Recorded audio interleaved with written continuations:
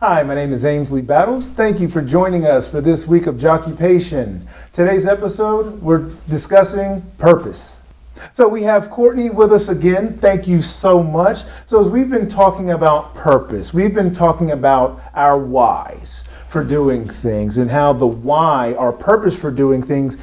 As athletes, my why was to win a game. That's how I'm able to overcome two-a-days, stress, pain, soreness, playing through injury. But when my playing career is over, part of my purpose leaves with that, and it creates a void. So the first question is, what is purpose? What does that even mean when people say having a purpose? What a great question. In my experience and what I've seen with the athletes that I've worked with, purpose is a sense of overall achievement or overall connection with something bigger than yourself. So a lot of times I'll hear people say, well, my purpose is to win this game, or my purpose is to be a part of this team, or my purpose is to excel in some way, right, to achieve. I would argue that underneath a sense of purpose is the need for safety, right? And so I feel that my purpose in this life is to help other people. That's my purpose, right? And I do that by dealing with matters of the heart and the head, and dealing with relationships. But underneath that, by connecting to something larger than myself, it serves a sense of safety for me. I feel safe in myself, I feel safe in my place in this world, and I feel a part of something bigger than myself. I sense a lot of depression and anxiety with athletes that I work with who don't live beyond their own head, who don't live beyond their own game.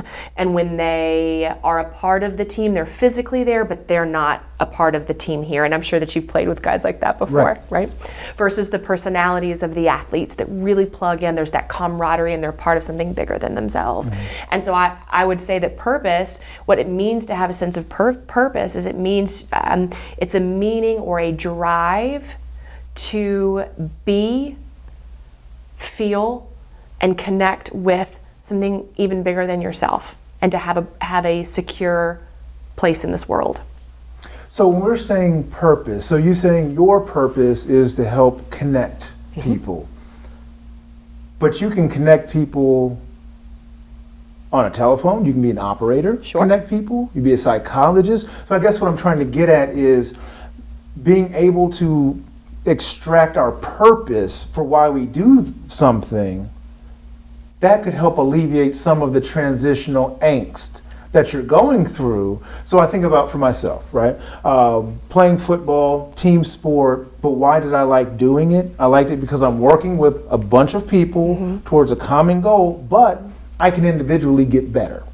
I matter, but it doesn't, win or lose doesn't rest on me, but I get to contribute towards that. Yes.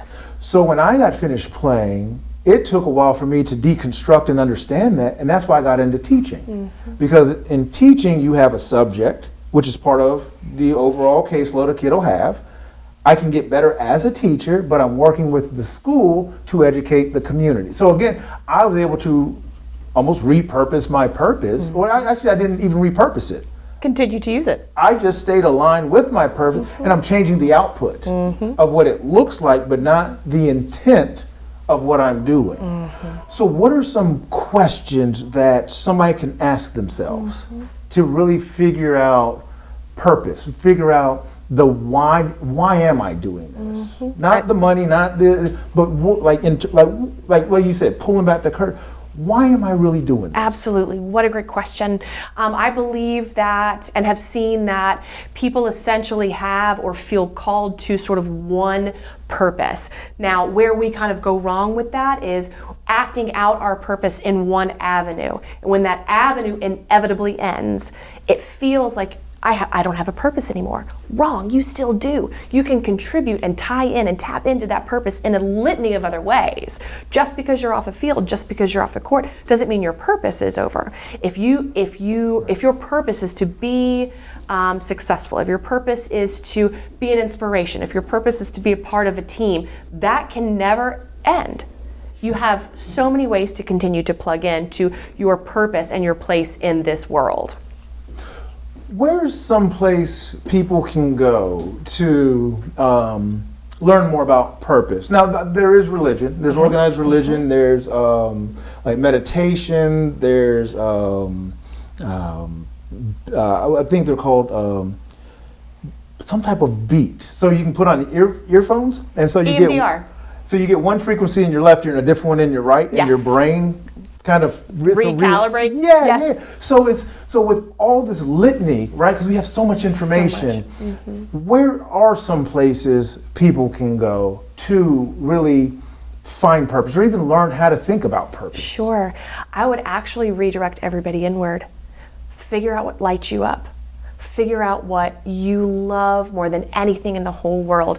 I think so many folks, athletes especially, after they transition back into civilian life, they forget what brings them joy besides the game. They forget what brings them joy besides the 60,000 people screaming and cheering for them, right? And so I would advise, look inward. What lights you up? It could be something as simple as working with kids. It could be something as simple as helping an animal. It could be something as simple as watching your wife smile. Small little things can lead to really big ideas. In terms of a sense of purpose, I align purpose and joy. Purpose and joy for me are one and the same. You are here to do a specific thing. You are here to be a specific way. And the energy you bring to this community, the energy you bring to our world, taps in beautifully with all the other energy that is meant to be a part of this system. And like it or not, you're still a part of our system. And we're not going to let you go. Right. So how does your joy, how does your purpose tie in with ours? And how can we all work together to figure out how to best actualize your purpose and your joy? Right, and that's what it sounds like. It's just getting deeper. Yeah. It's just stop playing on the surface and actually go inside. And be honest with yourself. Yeah. And that's where the emotions. Your emotions are not going to lie to you. Correct. They are the only place that human emotion actually comes from is human thought. So human thought drives emotional reaction. Emotional reaction dictates behavior. Right? And so when we feel certain ways, if we feel scared, if we feel happy, if we feel nervous or angry, instead of leaning into the emotion to say, here's all my stories around why I feel this way and why I'm justified feeling this way, instead kind of take a beat, back up out of the moment. What am I thinking about that's triggering this emotional reaction? And maybe I need to reframe what I'm thinking about. And in terms of purpose, right? If I left a career where I have done one thing my whole life and I feel that my purpose is over in this world, that would make me feel very scared. But the thought that my purpose is over is what's triggering the fear. So let's back up and reframe. My purpose isn't over. That job is over. I still have the rest of my life to continue to live out my purpose. So what would you say to people that when I don't enjoy my sport anymore, when the joy is not there, but in our heads we say, well, it's paying bills and it's serving a purpose. So the purpose of your job might not be the purpose of your life. Correct. And not a lot of times, I think, does that line up for folks. So when you're saying to be happy, that's kind of that, and I don't think there's an answer. I think everybody has their own answer to the question. Deeply individual, yeah. But it's how, if somebody doesn't feel that same spark, that same passion and enjoyment playing, they're actually keeping themselves in hell. Because it's comfortable, even though I don't like it, it's familiar. So what advice could you give to somebody, be it if they're in high school, college, pros, the Olympic, whatever it is, when they know that truth in them? What is something, or advice, or how can they kind of take that feeling and do something with it? Oh, great question. These are such great questions. For folks who have the opportunity or the ability to kind of lean back out of their sport, that's going to be scary. That's going to be very scary. Be brave. do it anyway. So many times, fear of the unknown. What's going to happen to me if I quit playing? What's going to happen to me if I'm not part of this team anymore? I'll be invisible. No one will love me, et cetera, right? And so the fear of what may or may not happen will outweigh the misery of my current situation.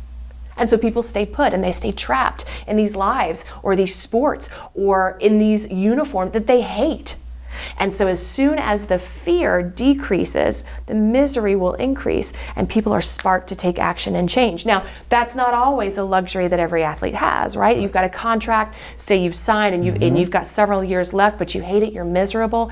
That's when you need to back up and reframe the way you approach your sport. This sport doesn't have to bring me joy. This sport is my job. I'm going to go to work every day. I'm going to give 110%.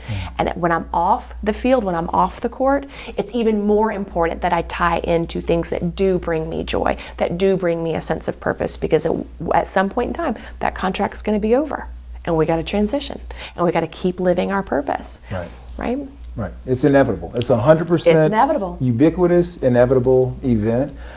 We've spoken so much about purpose and the cornucopia, right, of colors and flavors and styles of it. So how can we kind of bring this down to a salient point, something that, someone who's not clinically trained, how could we really understand purpose? I understand purpose as a way to use the gifts that were given to me in this lifetime. When I am plugged into what comes naturally to me in this lifetime, it brings me a lot of joy. When I live that joy, I feel a part of something bigger than myself. That sense of purpose drives me. It dictates my decisions. It helps reframe negative thoughts, and it builds relationship. So I would say purpose essentially is finding your joy and the way to plug that joy into your life. Thank you so much for joining us for this episode of Joccupation. Thank you so much, Courtney, for insight into purpose. Now, your weekly motivational speech.